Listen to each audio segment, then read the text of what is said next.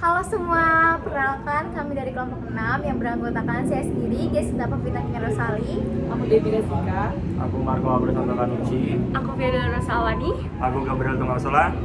Dan kami akan menyampaikan opini mengenai hambatan dalam komunikasi antar budaya. Selamat menyaksikan. Hai guys, di sini aku bakal tanya-tanya sama mahasiswa-mahasiswi FISIP UAJY tentang hambatan budaya selama mereka ngerantau. Let's go. Halo Kak, bisa perkenalin diri dulu nggak? Nama aku Kian, angkatan 22 Ilmu Komunikasi. Kalau boleh tahu Kakak asalnya dari mana nih? Aku asal dari Bekasi, Jawa Barat. Oke, aku boleh tanya-tanya ya Kak. Sama Kakak ngerantau, ada nggak sih hambatan-hambatan culture shock tentang budaya di Jogja ini? Tentunya pasti ada dong, karena kan adanya perbedaan budaya ya, dari walaupun sama-sama tetap Jawa, cuman kayak aku ngerasa ada beda gitu sih. Kayak yang aku rasain tuh biasanya hambatannya di bahasa sih, karena awalnya tuh kalau kita ngomong di sini tuh kebanyakan bahasa Jawa. Kalau misalnya mau beli apapun pasti ditanyanya bahasa Jawa. Tapi awalnya aku nggak ngerti, cuma lama-lama karena keseringan di sini, terus aku juga ada keluarga kan di sini, jadi dibantu sedikit-sedikit. Jadinya udah mulai ngerti sih, jadi kayak tahu bahasa Jawa sedikit. Dan itu awal-awal aku ngerasa adanya hambatan, itu di hambatan budaya. Terus kalau misalnya culture shock, ada sih, karena emang ya dari caranya mereka hidup di sini itu pasti beda, kayak ada tata kramanya, terus juga sopan santun. Nah itu biasanya sih yang aku kayak harus menyesuaikan diri aku. Sama juga kalau misalnya ada yang kebiasaan dulu tuh, kalau di rumah tuh aku jarang kayak nyapa tetangga ya. Cuman di sini kalau sedikit ada orang atau apa, aku dibiasain untuk nyapa atau even ngasih senyum atau kayak nundukin kepala gitu. Gitu aja sih kalau hambatannya. Oh, berarti tentang bahasa ya Kak. Kalau dari Kakak sendiri nih, solusinya nih buat yang anak-anak rantau yang bahasanya kadang beda-beda tuh gimana nih? Pastinya keterbukaan diri ya. Jadi karena kita ada di sini, pastinya kita harus belajar juga membuka diri, tahu budayanya kayak apa, belajar bahasanya apa. Sebenarnya nggak harus belajar bahasa sih, kayak ya tahu aja, terus kayak terbuka. Sama juga solusinya ya pasti tetap ya terbuka diri aja sih, kayak belajar dikit-dikit nggak apa-apa sih, nggak masalah kayak gitu. Oke, thank you Kak buat jawabannya. Oke, tanya-tanya lagi yuk. Halo Kak, boleh duduk sini nggak? Oke. Aku boleh nanya-nanya ya. Boleh perkenalan diri dulu nggak Kak? Aku Debbie Kazlika dari jurusan Ilmu Komunikasi. Oke, kalau boleh tahu Kakak asal dari mana nih? Aku dari Medan. Oh, dari Medan.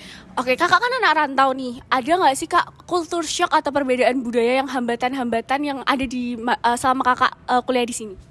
Sebenarnya nggak ada hambatan yang gimana-gimana sih, cuman kayak susah menyesuaikan aja. Kalau misalnya di Medan kan aku pakai aku kau gitu ya. Terus kalau di sini kan mostly orang pakai aku kamu. Jadi akunya sendiri sih yang kayak mungkin agak susah untuk nyesuaiinnya pas awal-awal pindah ke sini gitu sih.